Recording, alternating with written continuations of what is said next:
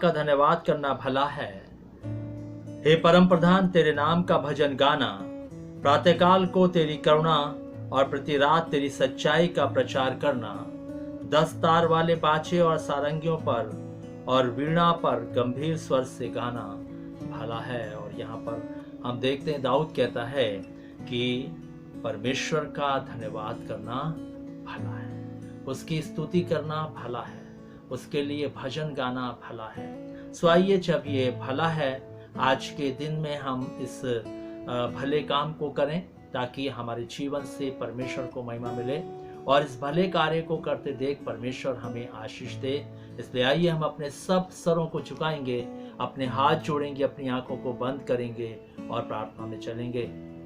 हमारे जीवित महान सर्वशक्तिमान दयालु पिता परमेश्वर, हम धन्यवाद करते हुए एक बार फिर से तेरे चरणों के पास आते हैं। धन्यवाद देते हैं प्रभु कि तूने एक बार फिर से हमें ये मौका दिया कि हम तेरे चरणों में बैठ करके तेरी आराधना, तेरी स्तुति करें, तेरे पवित्र जीवित और सामर्थी नाम को एक बार फिर से ऊंचे पर उठाएं और आज के दिन में फिर तेरे चरणों में अपने जीवनों को रख करके प्रभु तुझे महिमा दें। आज फिर प्रभु जी हम अपनी भक्ति को लेकर तेरे चरणों के पास आए हैं, अपनी आराधना को लेकर तेरे चरणों के पास आए प्रभु जी। आज प्रभु आप हमारी आराधना को ग्रहण करें, और जो कुछ भी हम इस आराधना में आपकी महिमा के लिए करते हैं प्रभु, सब बातों से तुझे महिमा मिले। आज की आराधना प्रभु जी हर एक जन के लिए आशीष में आराधना हो। जितने लोग प्रभु जी इस आराधना को करते हैं हमारे साथ मिल करके, प्रभु उन सबको आशीष दे।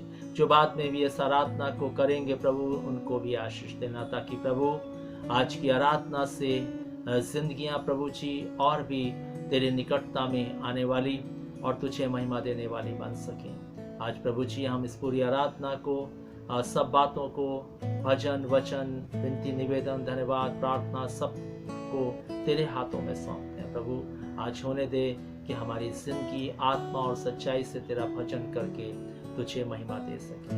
हम एक बार फिर से इस कलीसिया को, अपने आप को तेरे हाथों में देते हुए, हर एक जन जो इस आराधना से जुड़ता है उसको तेरे हाथों में सौंपते हुए और हर एक के जीवन में तेरे पवित्र आत्मा की भरपूरी को चाहते हुए इस विनती को प्रभु यीशु के नाम से मांगते हैं, आमीन। प्रभु का धन्यवाद हो कि उसने हमें ये समय दिया है कि हम उसकी आराधना और उसकी स्तुति करें, उसके नाम की प्रशंसा करें। इसलिए आइए हम सब मिल करके ताली बजा करके उस परमेश्वर का गुणगान करेंगे, उसके नाम को इज्जत और बुजुर्गी देंगे और उसकी तारीफ करते हुए हम भजन को गाएंगे और उसके नाम को हम अपने जीवन के द्वारा से सराहेंगे। तो आइए हम सब ताली बजा करके जोश के साथ अपनी आवाज़ों को बुलंद करके अपने घरों पर जब हम इकट्ठा हैं, अपने स्थानों में खड़े होकर के, बैठ करके, जैसा आपका मन चाहता है वैसे आप आराधना करें, क्योंकि हम ये आराधना परमेश्वर के लिए कर रहे हैं। हम किसी मनुष्य के लिए नहीं, किसी को दिखाने के लिए नहीं, बल्कि अपने उद्धारकर्ता, अपने मुक्तिदाता प्रभु यीशु मसीह को महिमा देने के लिए कर रहे हैं। इसलिए जैसी इच्छा है आपकी, वैसे आप इस आराधना को अपने जीवन के द्वारा से कर सकते हैं। तो आइए हम ताली बजा करके अपनी आवाज़ों को बुलंद करके गीत को गाएंगे।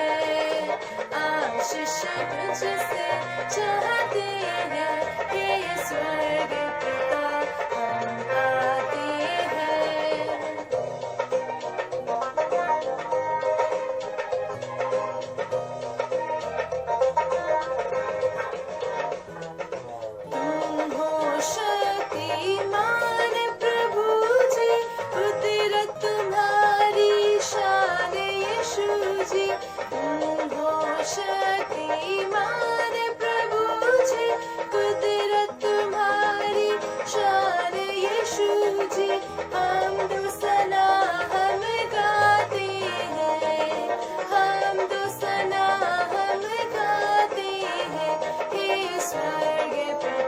हम आते हैं, आशीष तुझसे चाहते हैं, हे स्वर्ग पिता हम आते हैं।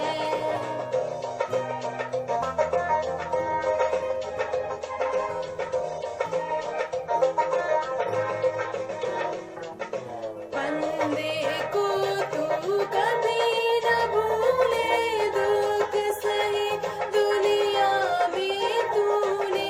बंदे को तू कभी न भूले, दुख सही दुनिया में तूने। उसी प्यार को चाहते हैं, उसी प्यार को चाहते हैं, हे स्वर्ग पिता हम आते हैं, आशीष तुझसे चाहते हैं, हे स्वर्ग पिता हम आते हैं।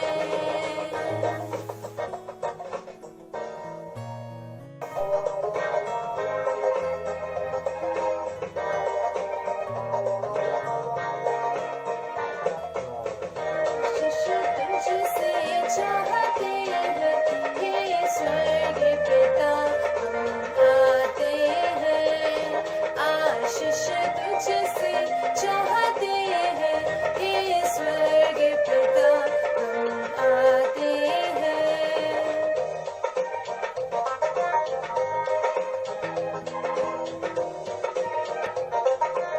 हम उत्तरवादी पाठ में चलेंगे और हमारे बीच में भाई स्केल विलियम हैं जो इस उत्तरवादी पाठ को पढ़ने में हमारी अगुवाई करेंगे।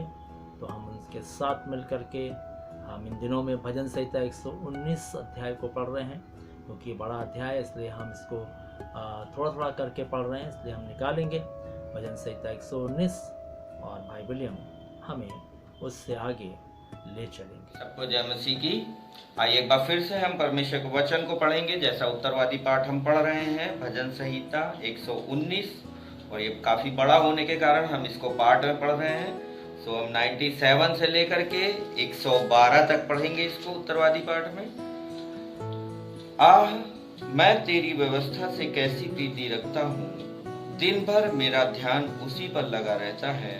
तू अपनी आज्ञाओं द्वारा मुझे अपने शस्त्रों से अधिक बुद्धिमान करता है, क्योंकि वे सदा मेरे मन में रहते हैं।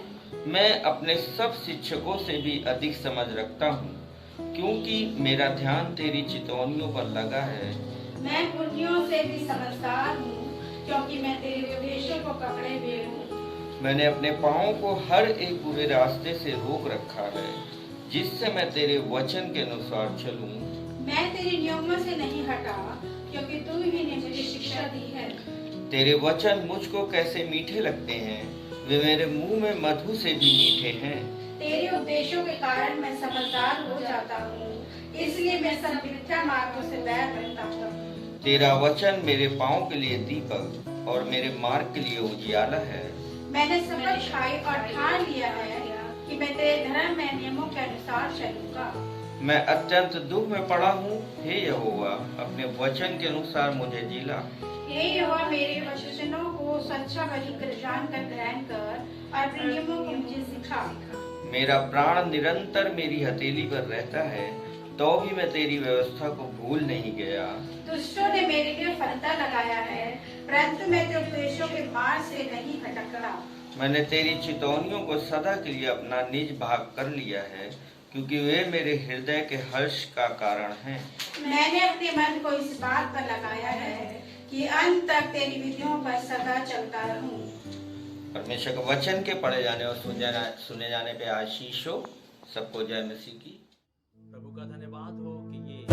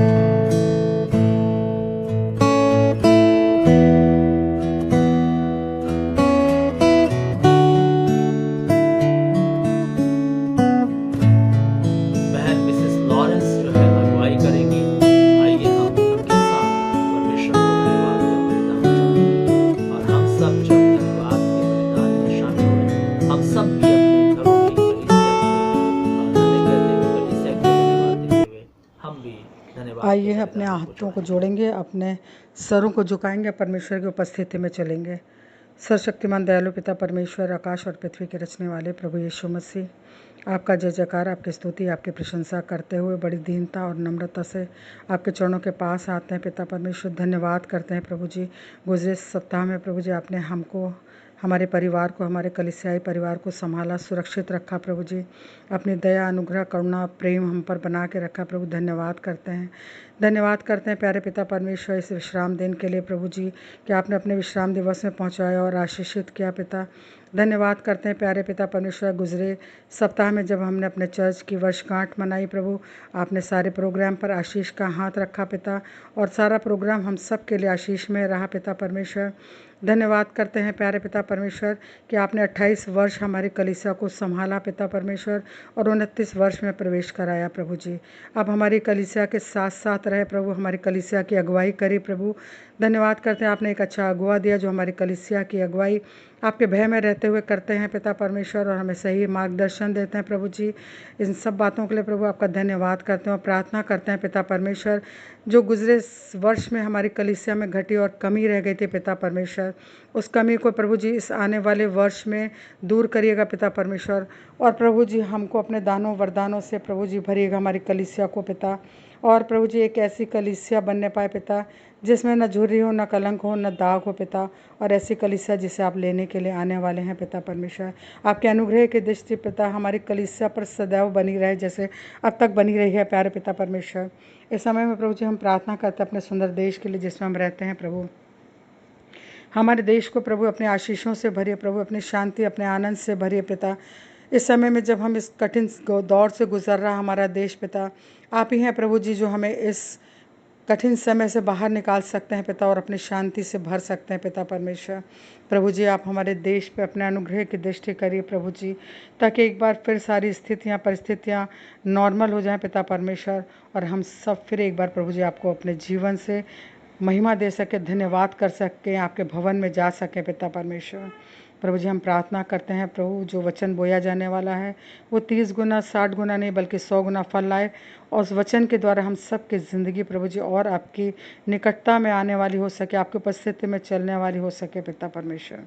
प्रभु जी हम तुझसे प्रार्थना करते हैं आपके दास के लिए प्रभु जी, जब वो वचन को बांटते हैं प्रभु जी अपनी शक्ति से, अपने सामर्थ्य से, अपनी बुद्धि से भरिए पिता परमेश्वर, और होने दे उनके जीवन को और भी आशीष में बनाइए पिता परमेश्वर, और भी अपने दानों वरदानों से भरिए पिता कि उनके जीवन के द्वारा हम सब भी आशीषित हो सकें।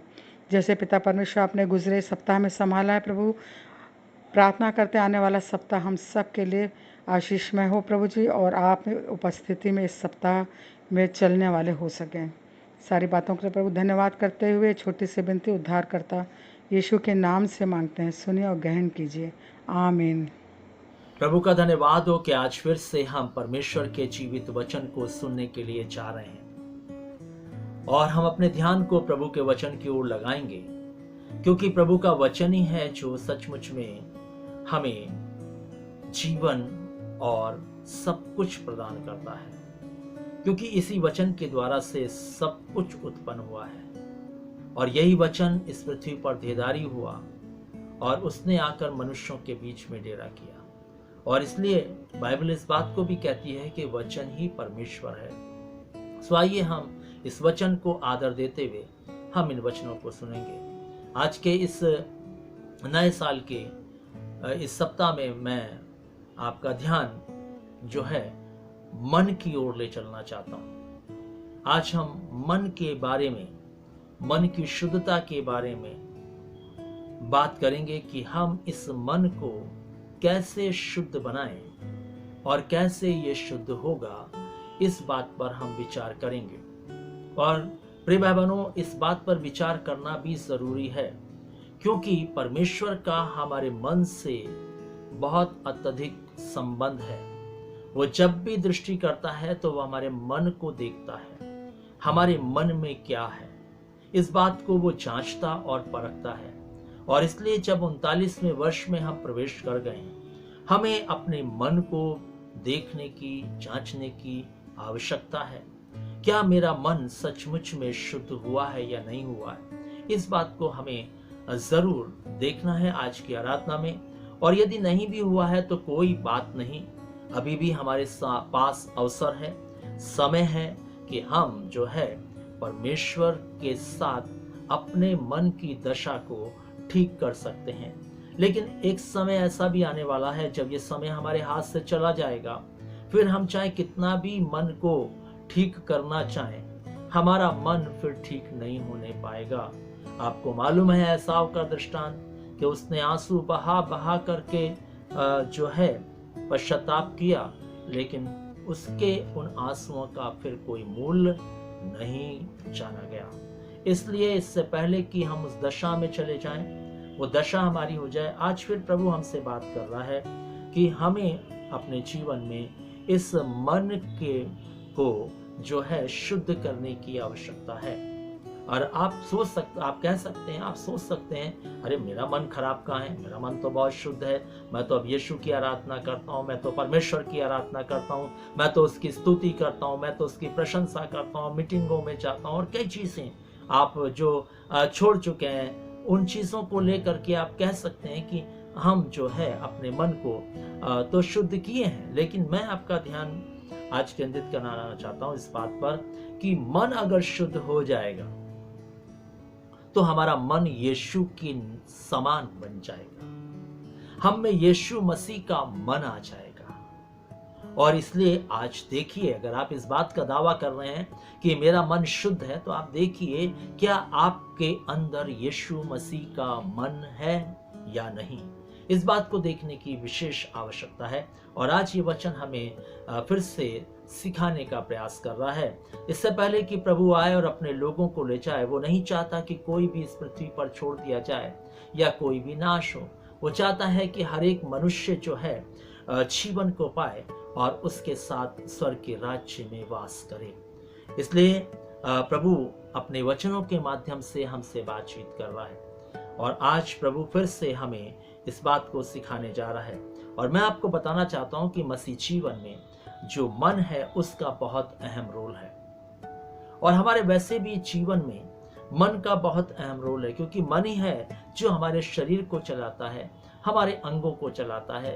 मन ही है जो हमारे अंगों को निर्देश करता है और उस निर्देश के अनुसार हम इस जीवन को आगे बढ़ाते हैं। मन है प्रिय भाइयों जो सारी बातों को संचालित करता है हमारे शारीरिक जीवन की। और बाइबल हमें इस बात को बताना चाहती है कि ये मन अगर शुद्ध नहीं होगा तो ये मसीह जीवन कैसे संचालित होगा। अगर ये मन पवित्र नहीं होगा, हमारा हृदय शुद्ध नहीं होगा, हमारा मन शुद्ध नहीं होगा, तो हम कैसे मसीह जीवन को इस पृथ्वी पर जैसा प्रभु चाहता है, जैसे प्रभु की मर्जी है, उसके अनुसार कैसे हम चलाने पाएंगे। और इसलिए प्रभु यीशु मसीह जब इस संसार में थे, उन्होंने कहा कि जो मन से निकलता है वो मनुष्य को अशुद्ध करता है। और इसलिए मन के बारे में प्रभु यीशु मसीह ने मरकुस रचित सुसमाचार में ये चर्चा की। लेकिन यदि हम मत्ती रचित सुसमाचार में जाएं तो वहां पर प्रभु यीशु मसीह ने कहा कि धन्य है वे जिनके मन शुद्ध हैं, क्योंकि वे परमेश्वर को देखेंगे। और परमेश्वर को देखने के लिए हम लोगों को, जो हम खुदा के लोग कहलाते हैं, हम जो ये दावा करते हैं हम खुदा के हैं और हम परमेश्वर के राज्य में जाएंगे, हम स्वर्ग में जाएंगे, इसलिए प्रभु आज फिर से हमें इस बात को बताना चाहता है कि कहीं हम धोखे में तो अपनी जिंदगी को नहीं जी रहे हैं, धोखे के साथ तो अपनी जिंदगी को नहीं बिता रहे हैं। हमें इस बात को देखना और जांचना होगा, परखना होगा कि मेरा मन सचमुच में शुद्ध है कि नहीं। क्योंकि प्रभु ने कहा, यीशु मसीह ने, कि धन्य है वे जिनके मन शुद्ध हैं, क्योंकि वे परमेश्वर को देखेंगे। और परमेश्वर को देखने की बात जब आ रही है प्रिय भाइयों, तो बाइबल की बात बिल्कुल सत्य है।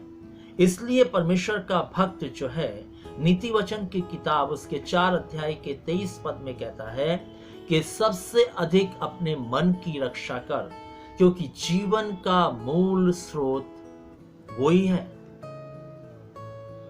इसलिए प्रिय भाइयों, जब जीवन का मूल स्रोत मन है और कह भी रहा है भक्त कि अपने मन की रक्षा कर, तो आज हमें इस पद पर, इस वचन पर कितना और भी गहराई के साथ मंथन और चिंतन करने की आवश्यकता है।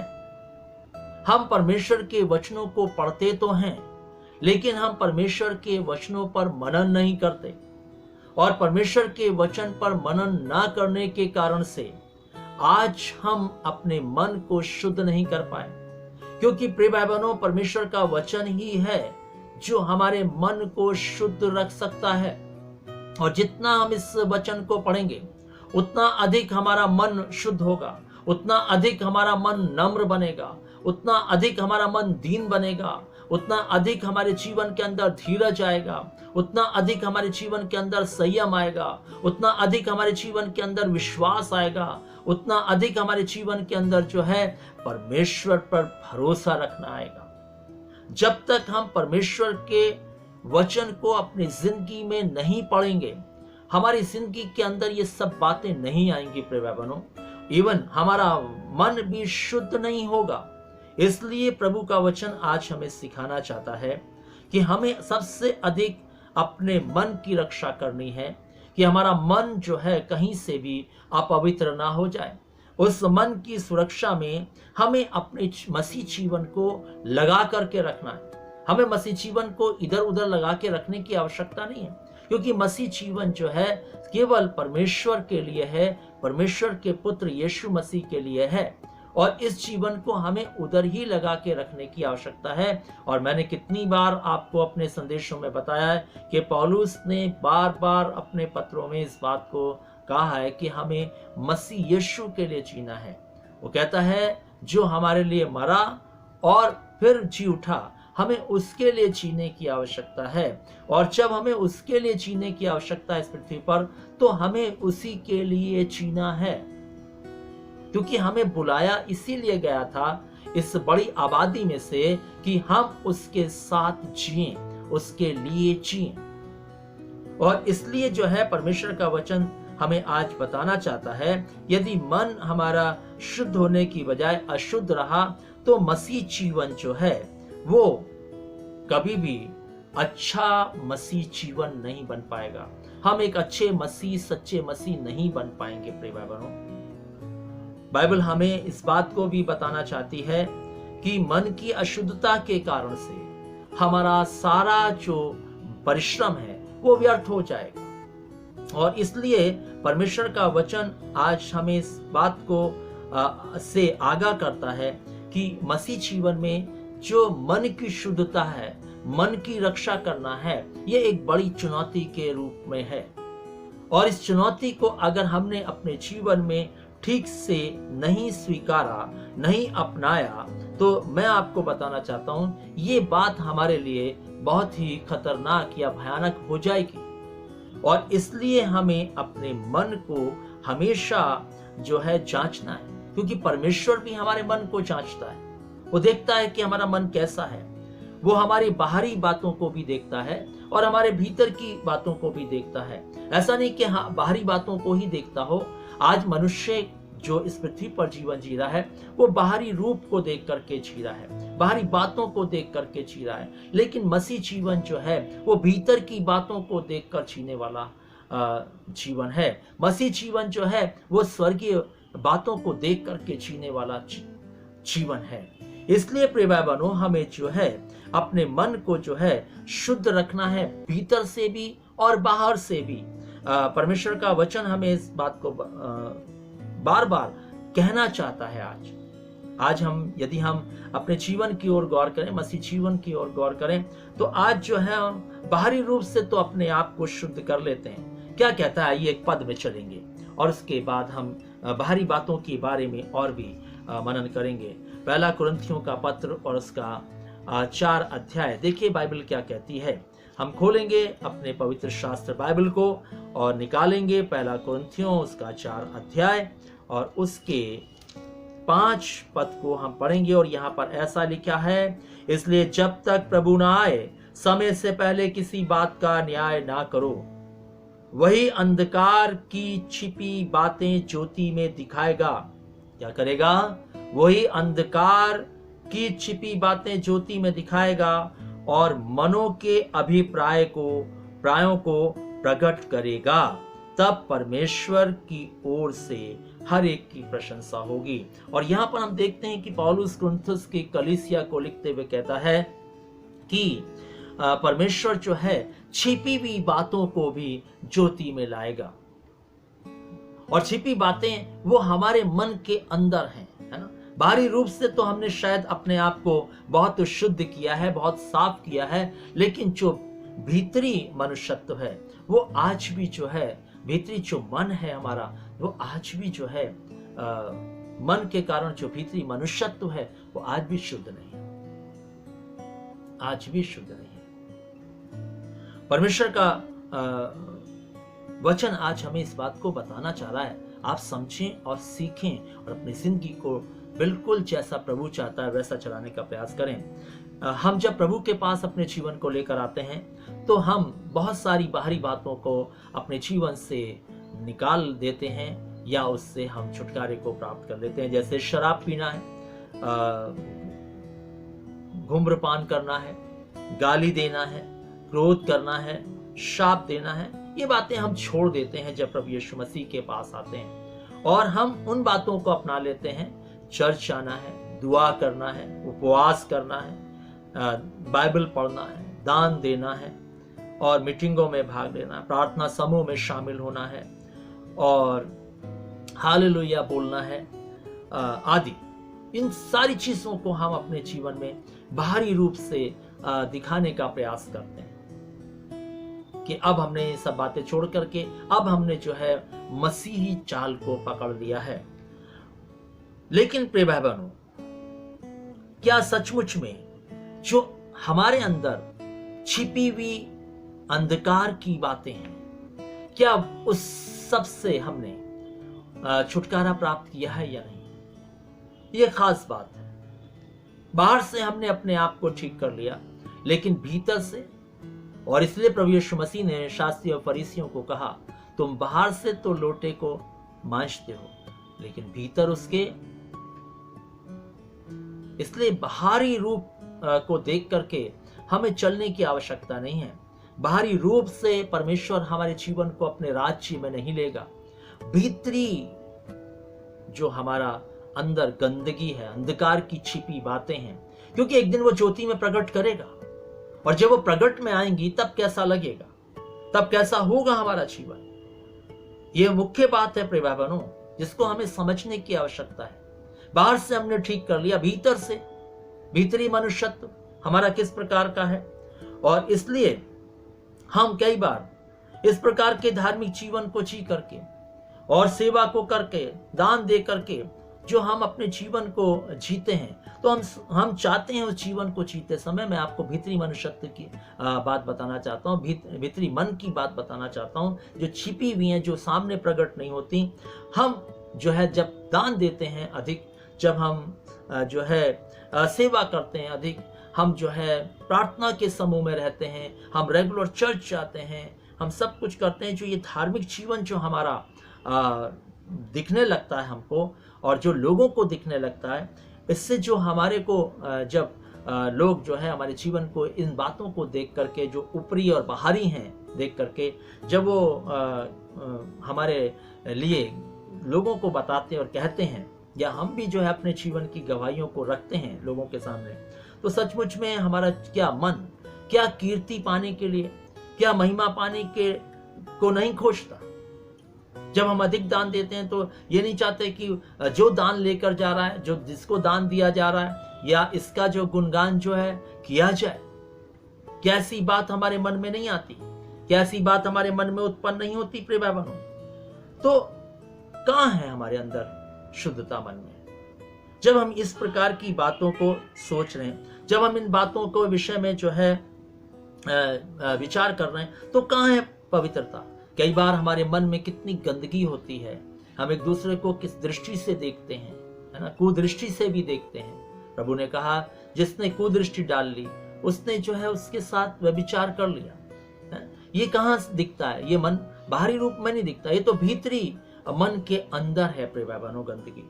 लेकिन बाहर से हम पवित्रता का कितना दिखावा करते हैं, प्रभु आज इस बात को सिखाना चाहता है, प्रभु इस बात को बताना चाहता है, प्रभु हमसे बात कर रहा है कि हमें इन सब बातों को जो हमारे मन के अंदर है, अगर ये बनी हुई हैं, तो हम अपने मन को ये नहीं कह सकते कि मेरा मन शुद्ध है। लेकिन प्रभु इस बात को कहता, धन्य वे जिनके मन शुद्ध हैं, वे परमेश्वर को देखेंगे। इसलिए अगर हमें प्रभु को देखना है, मन की शुद्धता जरूरी है। जब हम जो है अपनी कलीसिया के अंदर या अपने किसी भाई बंधु को बढ़ते उन्नति करते देखते हैं, तो क्या हमारा जीवन सचमुच में परमेश्वर को धन्यवाद देता है?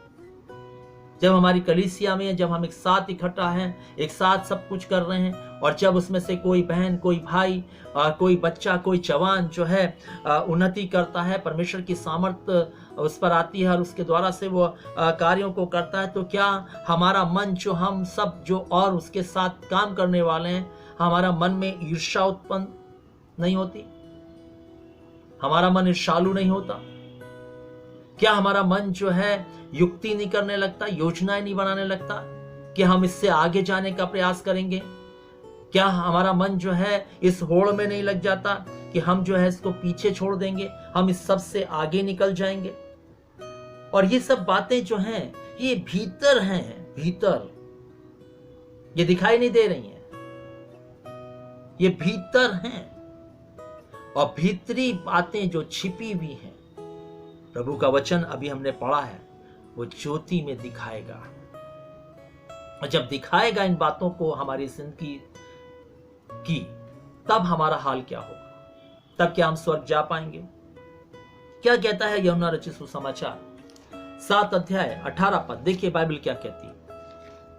यूहन्ना रचित सुसमाचार उसके 7 अध्याय के 18 में ऐसा लिखा हुआ है, और यहां पर परमेश्वर का वचन ऐसा कहता है, जो अपनी ओर से कुछ कहता है वह अपनी बड़ाई चाहता है, परंतु जो अपने भेजने वाले की बड़ाई चाहता है वही सच्चा है, और उसमें अधर्म नहीं। आज क्या है, हम थोड़ा सा काम करते हैं, बड़ाई करते हैं, बड़ाई चाहते हैं, हमें महिमा मिले, हमारी तारीफ हो, हमारी बड़ाई हो, हमारी प्रशंसा हो, मैंने ये किया, मैंने ये किया। और हम 4 जगह हम लोग भी इस बात को कहते हैं ताकि लोग हमारी बड़ाई करें, हमारी प्रशंसा करें। हम लोगों के बीच में प्रशंसनीय होना चाहते हैं, हम लोगों से आदर और महिमा पाना चाहते हैं। लेकिन यहां पर हम देखते हैं यूहन्ना रचित सुसमाचार के 7 अध्याय में, जो कोई, यहां लिखा है, और जो मनुष्य अपनी ओर से कुछ कहता है वह अपनी बड़ाई चाहता है। जो कोई जो अपनी ओर से कहता है वो अपनी बड़ाई चाहता है। बहुत साफ सी बात है। परंतु जो भेजने वाले की बड़ाई चाहता है वो सच्चा है। हमें हमेशा अपने भेजने वाले की बड़ाई चाहिए। हमें हमेशा हमारे प्रभु को महिमा मिलनी चाहिए। जो भी कार्य करें, हम चाहे सेवा कर रहे हो, हम प्रार्थना कर रहे हो, हम जो है कुछ भी क्यों ना कर रहे हो, हमें ये सब सोच करके करने की आवश्यकता है कि केवल प्रभु को महिमा मिले। हम घट जाएं, वो बढ़ जाए, हमें इज्जत मिले या ना मिले, लेकिन हमारे प्रभु को महिमा मिलनी चाहिए। हमें चाहे कितनी भी लज्जा उठानी पड़े, लेकिन हमारे प्रभु को महिमा मिलनी चाहिए। हमारी चाहे कितनी भी निंदा हो, लेकिन हमारे प्रभु को महिमा मिलनी चाहिए। ये सोच करके आज हम अपने जीवन को नहीं जीते। कहता है जो अपनी बड़ाई चाहता है उसमें अधर्म है। जो परमेश्वर की बड़ाई चाहता है, अपने भेजने वाले की बड़ाई चाहता है, उसमें अधर्म नहीं। इसलिए प्रभु आज हमसे बात कर रहा है।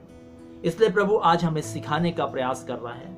इसलिए प्रभु आज कह रहा है कि हम अपनी जिंदगी को देखें, अपनी जिंदगी को जांचें, अपनी जिंदगी को परखें कि वास्तव में मैं अपने जीवन को सचमुच में मन की शुद्धता के साथ जी रहा हूं या नहीं, या मैं कोई योजना बना रहा हूं। प्रभु आज हमें सिखाना चाहता है। प्रभु आज हमें बताना चाहता है। याद रखें प्रिय भाई बहनों, यदि हम इस राह पर हैं, हम दान दे करके महिमा चाहते हैं, हम जो है कुछ करके परमेश्वर के लिए महिमा चाहते हैं, आदर चाहते हैं। अगर हम जो है सेवा करके हम जो है आशीष पाना, मतलब जो है महिमा पाना चाहते हैं, आदर पाना चाहते हैं। मैं फिर कहना चाहता हूं, यदि हम मन में को विचार रख करके हम जो पवित्रता का दिखावा करना चाहते हैं, और अगर हम सचमुच में किसी को बढ़ता हुआ देख करके उससे ईर्ष्या रखते हैं और धार्मिकता का दिखावा करना चाहते हैं, तो बाइबल हमें इस बात को बताना चाहती है कि हमारा मन, हमारा हृदय गलत राह पर है, हमारा मसीह जीवन गलत ट्रैक पर है। इसलिए प्रभु का वचन हमें सिखाना चाहता है, प्रभु का वचन हमें बताना चाहता है, सबसे अधिक अपने मन की रक्षा कर, क्योंकि जीवन का मूल स्रोत यही है, मन।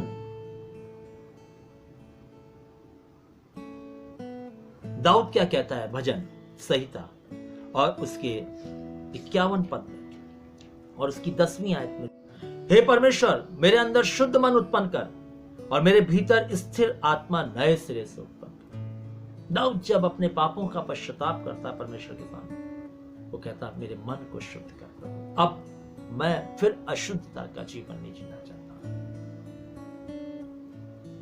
शुद्ध कर।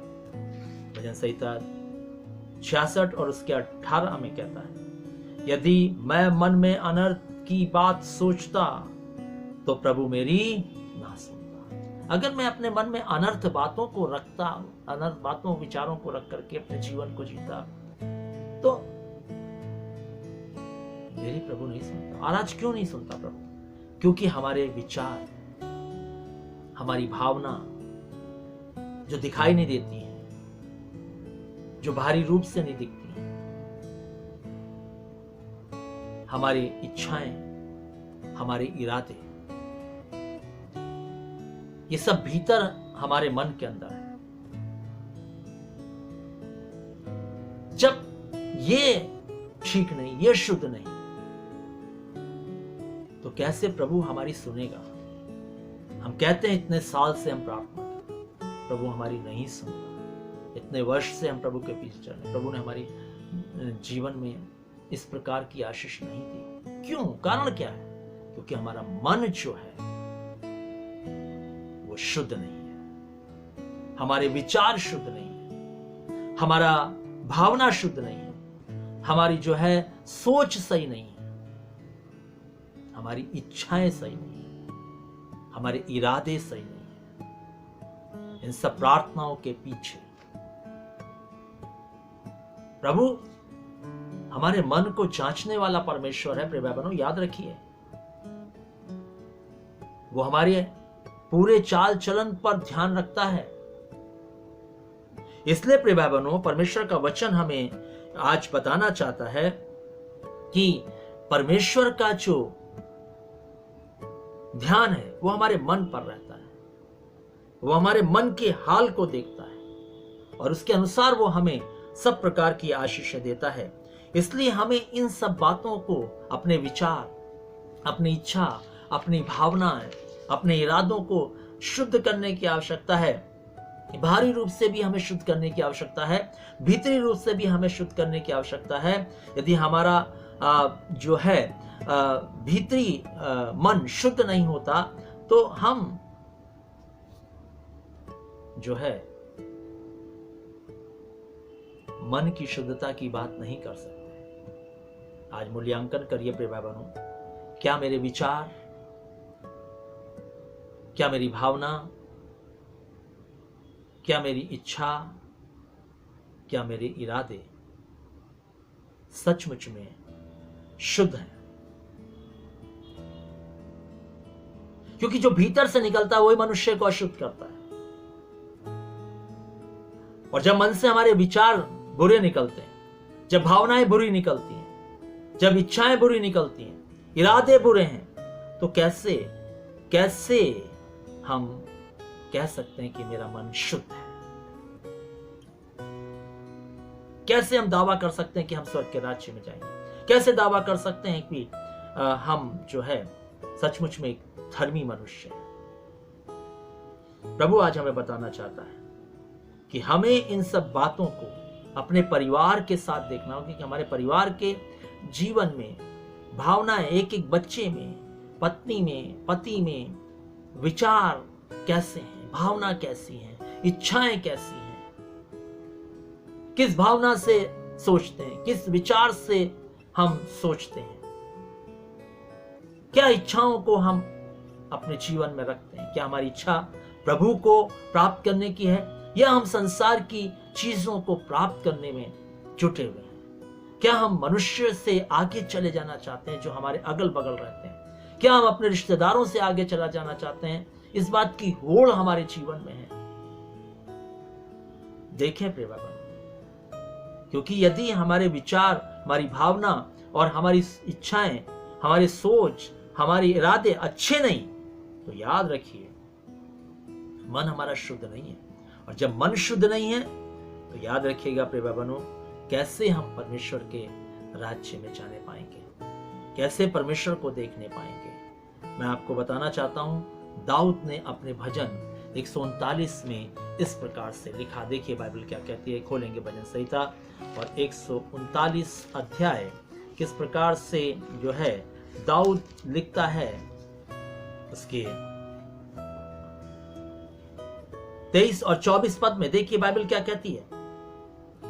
हे परमेश्वर, मुझे जांच कर जान ले, मुझे परख कर मेरी चिंताओं को जान ले और देख कि मुझ में कोई बुरी चाल है कि नहीं, और अनंत के मार्ग में मेरी अगुवाई कर। कहता मुझे जांच, मुझे परख, मेरी चिंताओं को परख कि मेरे पास बुरी बुरी चिंता तो नहीं है, और देख मुझ में कोई बुरी चाल तो नहीं है, कोई बुरी भावना तो नहीं है, कोई बुरे विचार तो नहीं है, कोई बुरे इरादे तो नहीं है, बुरी इच्छाएं तो नहीं है। जांच परख कहिए। आप भी आज देखिए अपने जीवन को टटोल कर और कहिए दाऊद के समान, कहिए, ताकि आज हमारा जीवन जो है सचमुच में परमेश्वर की महिमा के योग्य बन सके, और हाँ, वो हमारी अगुवाई अनंत जीवन के लिए कर सके। कहिए प्रभु से कि प्रभु मुझे जांच, मुझे परख, मुझ में कोई बुरी चाल तो नहीं, मुझ में बुरी चिंता तो नहीं। और इसलिए प्रिय भाई बहनों, हम में परमेश्वर का मन होना बहुत जरूरी है, क्योंकि परमेश्वर प्रभु यीशु मसीह का मन जो था वो शुद्ध था।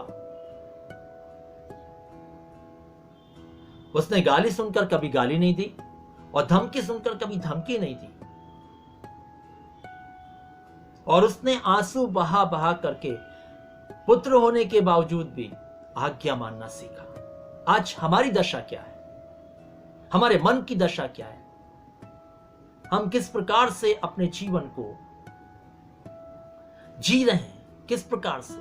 आज देखें प्रिय भाई बहनों, आज हमें देखने की आवश्यकता है, आज हमें सब कुछ बातों को समझने की आवश्यकता है। इसलिए प्रभु आज हमें सिखाना चाह रहा है, प्रभु बताना चाह रहा है, प्रभु कहना चाह रहा है कि हमारे अंदर मसीह का मन है कि नहीं।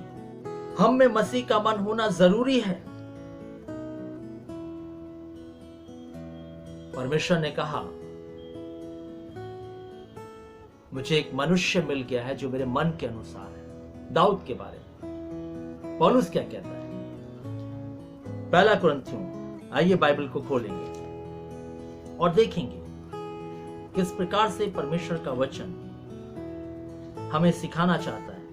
पहला कुरिन्थियों और उसका 2 अध्याय और उसके 16 में लिखा है, क्योंकि प्रभु का मन किसने जाना है कि उसे सिखाए, परंतु हम में मसीह का मन है। पौलुस कहता है हम में मसीह का मन है, हम मसीह का मन रख करके जिंदगी को जी रहे हैं। आज हर एक मसीह विश्वासी के जीवन में मसीह के मन की आवश्यकता है। प्रिय बहनों, यदि आपके पास आपका अपना मन है तो मैं आपको बताना चाहता हूं कि यह मन आपको ऐसी जगह पर ले जाएगा। मुझे नीति वचन का वो पद याद आ रहा है कि देखने में तो मार्ग सीधा दिखाई पड़ता है, परंतु उसके अंत में मृत्यु ही मिलती है। हमारा मन कुछ इस प्रकार का कार्य करता है, और मन जो हमारा है वो सचमुच में धोखेबाज है। बाइबल कहती है यिर्मयाह 17 उसके 9 में, धोखेबाज है, हिल्लेबाज है। वो हमें, हमारे जीवन को केवल छलता रहता है, हमारे जीवन को धोखा देता रहता है।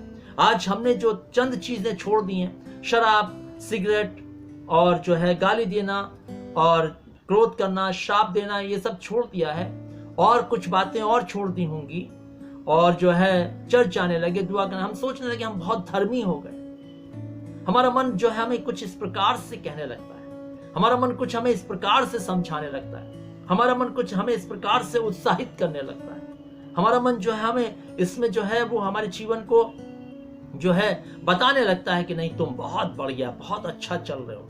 लेकिन बाइबल आज हमें बताना चाहती है, जो गुप्त और छिपी हुई अंधकार की बातें हैं,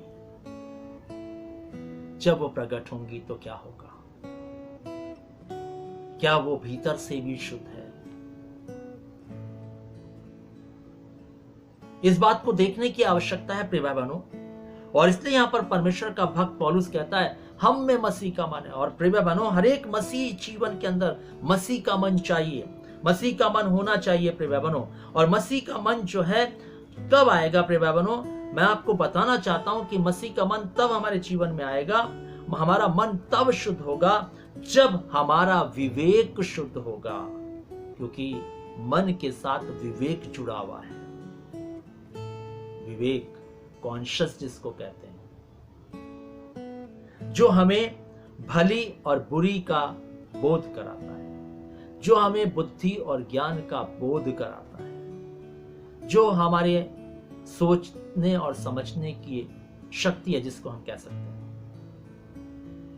विवेक, उसे विवेक कहते हैं। जो सचमुच में निर्णय लेता है, विवेक लेता है निर्णय। हम क्या देते हैं, मन हमारा निर्णय लेता है, लेकिन विवेक निर्णय लेता है। क्या अच्छा है क्या गलत है वो जानता है। और इसलिए प्रिय भाई बहनों, परमेश्वर का वचन हमें इस बात को बताना चाहता है कि जो विवेक हमारा अगर शुद्ध हो जाएगा तो सचमुच में मन शुद्ध हो जाएगा। विवेक शुद्ध नहीं है, क्योंकि विवेक अशुद्ध है हमारा। विवेक शुद्ध नहीं है, शुद्ध विवेक चाहिए मन की शुद्धता के लिए, शुद्ध विवेक। मत्ती रचित सुसमाचार के 12वें अध्याय में जाएं तो यहां पर इस प्रकार से लिखा, एक पद मैं आप पढ़ना चाहूंगा यहां पर, क्योंकि विवेक भले और बुरे का जो है बोध कराता है। और यहां पर लिखा है मत्ती रचित सुसमाचार 12 अध्याय और उसके 35वें पद में लिखा है, भला मनुष्य मन के भले भंडार से भली बातें निकालता है, और बुरा मनुष्य बुरे भंडार से बुरी बातें निकालता है। और मैं तुमसे कहता हूं, जो जो निकम्मी बातें मनुष्य कहेंगे, न्याय के दिन वे हर एक उस बात का लेखा देंगे। और जो जो हम बातें मन के भंडारे से निकालते हैं, भाई जो विवेक के अंदर भरी होंगी वही तो बाहर आएंगी। विवेक शुद्ध है तो शुद्ध बातें आएंगी, विवेक अशुद्ध है तो अशुद्ध बातें हमारे मन के भंडारे से निकलेंगी। और कहता मैं एक एक बात का न्याय करूंगा, लेखा लूंगा।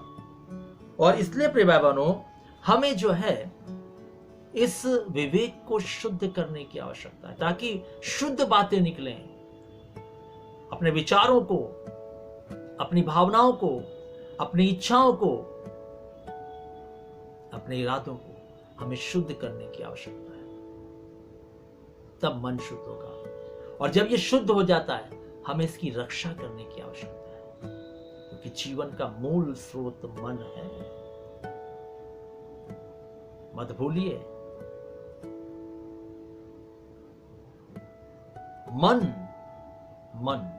मन की बहुत हमारे जीवन के लिए महत्वपूर्णता है मसीह जीवन में।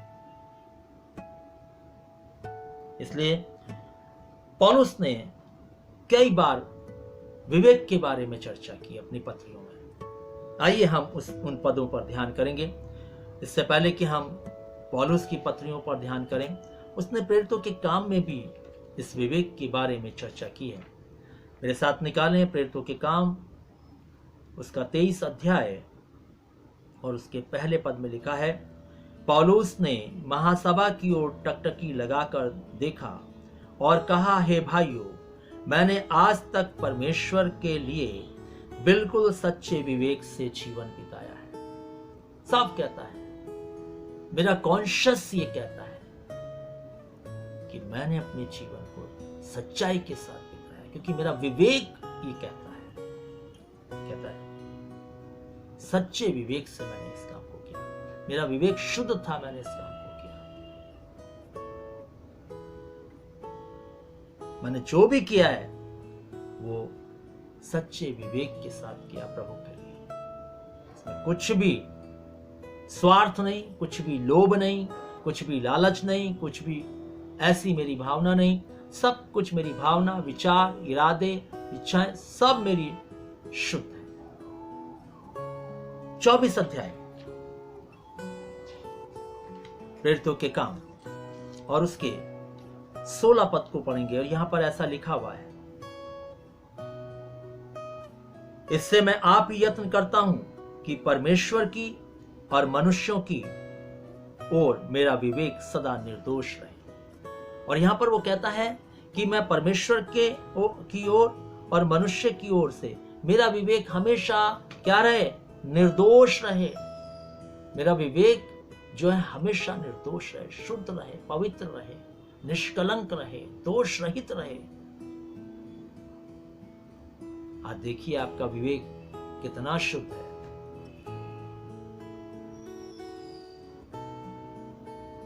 आपका विवेक सचमुच में निर्दोष है कि नहीं?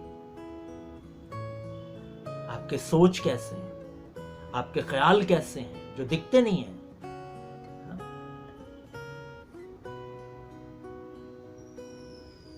आज हमारी जिंदगी में मैंने आपको बताया ना कि हम जो है कुछ करके चाहते हैं कि लोग हमारी बड़ाई करें, प्रशंसा करें, हम आदर और महिमा चाहते हैं। सोच है हमारा, ये नहीं बदला। हमने सिगरेट छोड़ दी, शराब छोड़ दी, गाली देना छोड़ दिया, पहले चर्च नहीं जाते थे, चर्च जाना शुरू कर दिया। ये सब काम तो हमने कर लिया, लेकिन बाकी बातें वो आज भी हमारे मन के अंदर है। और जब मन के अंदर है तो वो काम करते हैं, वो अशुद्ध करते हैं हमारे जीवन में।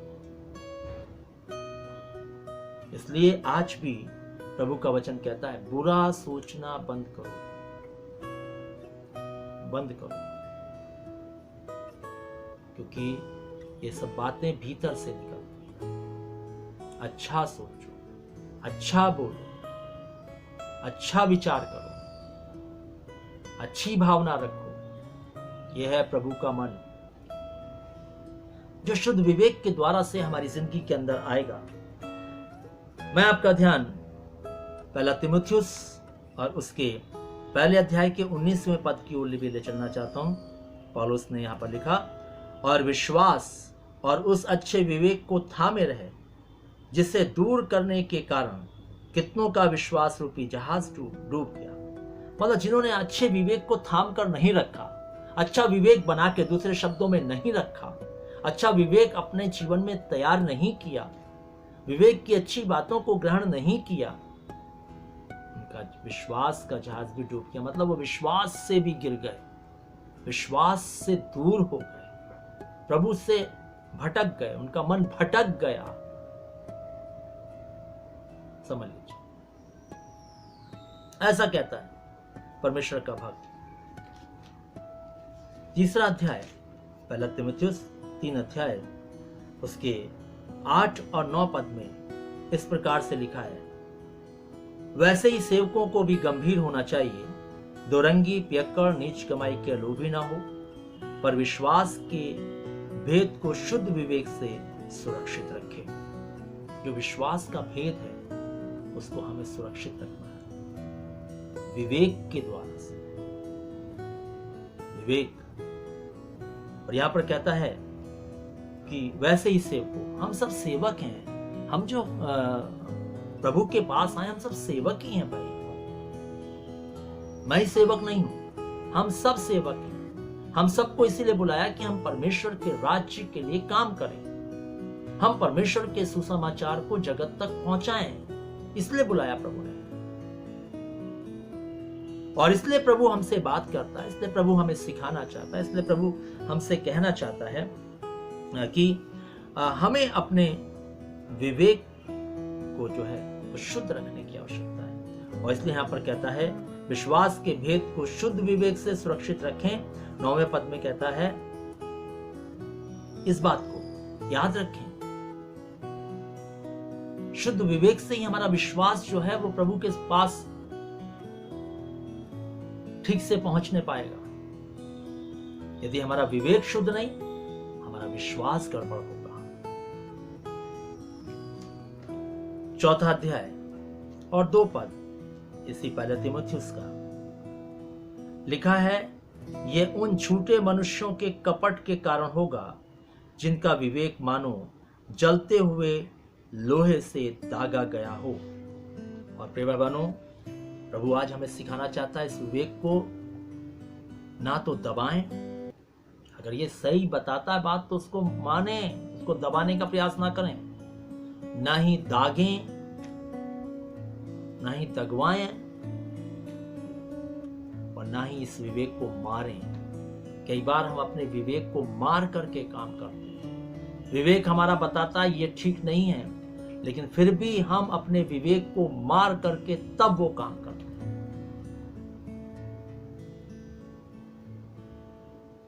याद रखिए प्रिय बहनों, हम अपने विवेक को दाग करके वो काम करते हैं, हम अपने विवेक को दबा करके काम करते हैं। और जब हम अपने विवेक को दबाते, मारते और दागते हैं तो एक दिन हम पाखंडी और झूठ बोलने वाले बन जाते हैं। याद रखिए प्रिय बहनों, फिर हमारी जिंदगी में कोई पछतावा नहीं होता, फिर हमारी जिंदगी में कोई पश्चाताप नहीं रहता, फिर हम एक पाखंडियों की नाई अपनी जिंदगी को इस पृथ्वी पर मसीह के लिए जीने वाले हो जाते हैं। क्योंकि हमारा जो कॉन्शियस है, हमारा जो विवेक है वो मर गया है। हमारा जो विवेक है वो हमने दबा दिया उसकी सच्चाई को, जो वो बताना चाहता था मुझको, हमको। दबाइए नहीं इसको, मरने मत दीजिए, नहीं तो सचमुच में ये अत्यंत खतरनाक होगा हमारे जीवन के लिए। और एक दिन हमारी आंखें सचमुच में नरक में खुलेंगी यदि हमने अपने इस विवेक को मारा, दागा और दबाया। याद रखिए प्रिय बहनों, क्योंकि जिन्होंने इस विवेक को मारा, दबाया, दागा, उनके लिए बाइबल ये कहती है कि उस दिन बहुतेरे मुझसे कहेंगे कि मैंने तेरे नाम से भविष्यवाणी की, दुष्ट आत्माओं को निकाला, बहुत अचंभे के काम किए, मैंने बहुत मीटिंग अटेंड की, प्रभु रेगुलर चर्च किया, मैंने 10वां अंश दिया, और कई बातें जो धार्मिकता की व्याख्या में रखी जा सकती हैं, वो सब वहां पर बोलेंगे। लेकिन वो एक ही शब्द खुलकर कहेगा, मैंने तुम्हें कभी नहीं जाना। क्यों? क्योंकि तुमने जो है अपनी जिंदगी को इस पृथ्वी पर पाखंड के रूप में जिया, झूठे मसीह होकर के जिया। इसलिए प्रभु आज हमें सिखाना चाहता है, प्रभु हमें बताना चाहता है, मन को शुद्ध करो, शुद्ध करो मन को, तभी परमेश्वर को देखने पाओ। प्रभु सिखाना चाहता है हमको, अपने अंदर मसीह के मन को रखो, क्योंकि जब विवेक शुद्ध होगा मसीह का मन हमारा हो जाएगा। प्रभु चाहता है कि आज जो है हमारा मन, हृदय जो है सचमुच में बाहर और भीतर दोनों तरीके से शुद्ध हो। इसलिए प्रिय बहनों, प्रभु आज हमसे बात कर रहा है, प्रभु आज हमसे कह रहा है, जो मन की शुद्धता चाहिए वो जरूरी है एक मसीह व्यक्ति को, एक मसीह जीवन को। और मसीह जीवन में विवेक को शुद्ध रखने के द्वारा ही हम अपने विचार, अपनी भावना, अपनी इच्छाएं, अपना जो है इरादे हम सचमुच में शुद्ध रख पाएंगे। नहीं तो ये जो छिपी बातें हैं ये उस दिन ज्योति में प्रकट होंगी, जब ज्योति में परमेश्वर आएगा और न्यायासन पर बैठेगा। याद रखिए, तब प्रकट होंगी। इसलिए आज भी समय है, आज भी अवसर है कि हम अगर सचमुच में प्रभु को देखना चाहते हैं, स्वर्ग जाना चाहते हैं, तो हम अपने मन को शुद्ध करें, पहली बात। दूसरी बात, अपने विवेक को भी शुद्ध करें। तीसरी बात जो है, अपने मन की रक्षा करें। अगर शुद्ध हो जाए तो रक्षा करें। चौथी बात, अपने अंदर मसीह के मन को रखें। तब हम परमेश्वर को देखने पाएंगे। इसलिए मन का बहुत रोल है मसीह जीवन के अंदर, मैंने आपको बताया पहले। आइए हम इस मन को ठीक करते हुए इस वर्ष में हम अपनी जिंदगी को जीने का प्रयास करेंगे, ताकि हम सब में मसीह का मन दिखाई दे और हम सचमुच में मसीह के मन के अनुसार होकर के इस पृथ्वी पर जीने वाले बन सकें और लोग हमारी जिंदगी को देख कर कह सकें कि सचमुच में ये मसीह है। तो प्रभु आज हमें सिखाता है, हम सीखें और इस वचन के अनुसार प्रभु हमें चलने के लिए शक्ति और सामर्थ्य, मेरी ये दुआ है हम सबको, ताकि हम सब जो है इस के अनुसार चल करके परमेश्वर की महिमा करने वाले बन सके। प्रभु हर एक सुनने वाले को, हर एक जो इस आराधना को देखता है, उसको आशीष दे। हम दुआ में चलेंगे।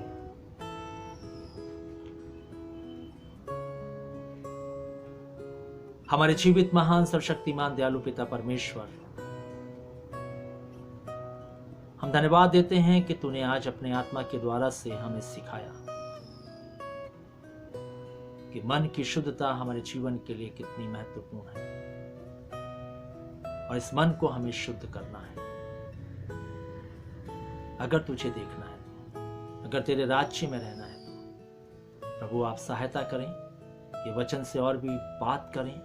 पवित्र आत्मा लोगों को सिखा, बता, ताकि प्रभु इस वचन के द्वारा से जो आज तेरे आत्मा मुझे ले करके बोया है, मेरे द्वारा बोआया है, प्रभु फलवंत हो और प्रभु 100 गुना फल लगने पाए। हर एक अपने मन को शुद्ध कर सके, विचारों को शुद्ध कर सके, भावनाओं को शुद्ध कर सके, इच्छाओं को शुद्ध कर सके, इरादों को शुद्ध करने वाला हो सके। बाहरी रूप से भी, शारीरिक दशा में भी इस मन को शुद्ध करने वाला हो सके। प्रभु आप सहायता करें। प्रभु आप संभालें हमें, पूरे सप्ताह अपने हाथ के नीचे रखें।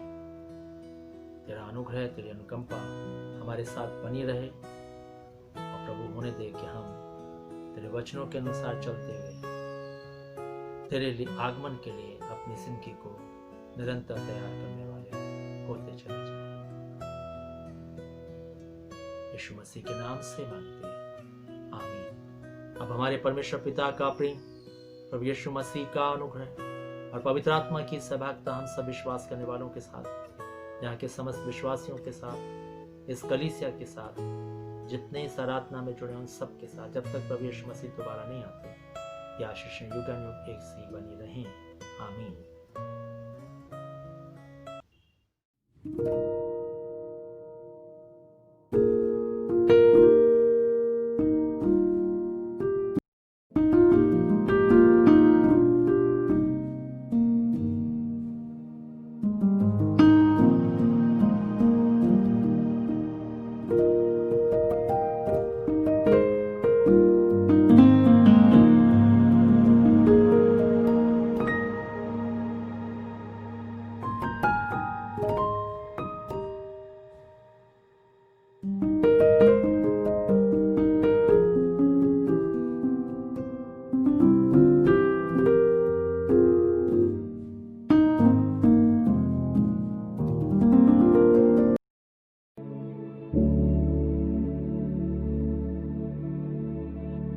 है।